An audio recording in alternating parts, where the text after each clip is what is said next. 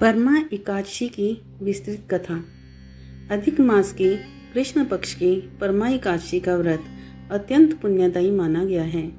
इस एकादशी की महिमा का वर्णन स्वयं भगवान श्री कृष्ण ने धर्मराज युधिष्ठिर को सुनाया था।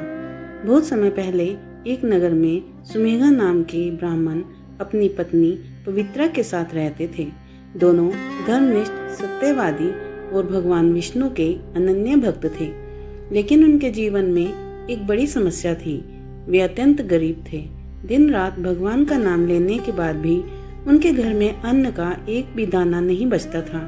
कई बार उन्हें भूखे पेट ही सोना पड़ता था। फिर भी पवित्रा ने कभी अपने पति की दुखी होने नहीं दिया। वह हमेशा कहती, स्वामी, भगवान की इच्छा के बिना एक पत्ता भी नहीं हिलता। हमें धैर्य रखना चाहिए। समय बीतता गया। गरीबी इतनी बढ़ गई कि सुमेधा ने एक दिन अपनी पत्नी से कहा, मैं किसी दूसरे नगर में जाकर धन कमाने का प्रयास करता हूँ। यह सुनकर पवित्रा की आंखों में आंसू आ गए। वह बोली, स्वामी, भाग्य में जो लिखा है वही मिलेगा।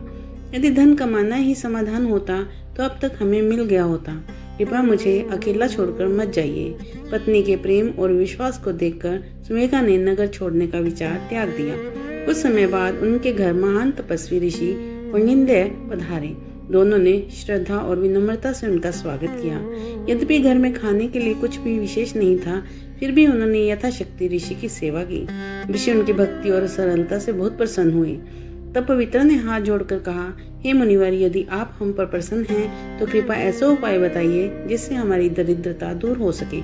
ऋषि पुण्यन्य ने कुछ क्षण ध्यान लगाया और फिर बोले, हे पुत्री, अधिक मास में आने वाली परमा एकादशी का व्रत करो। यह व्रत सभी पापों का नाश करने वाला भगवान विष्णु को अत्यंत प्रिय है।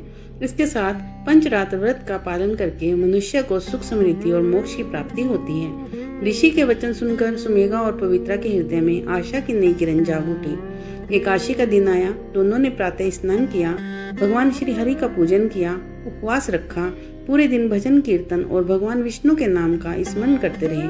रात्रि में जागरण किया और हरि नाम का कीर्तन किया। उनकी श्रद्धा देखकर भगवान विष्णु अत्यंत प्रसन्न हुए। कुछ समय बाद एक राजकुमार उनके घर आया।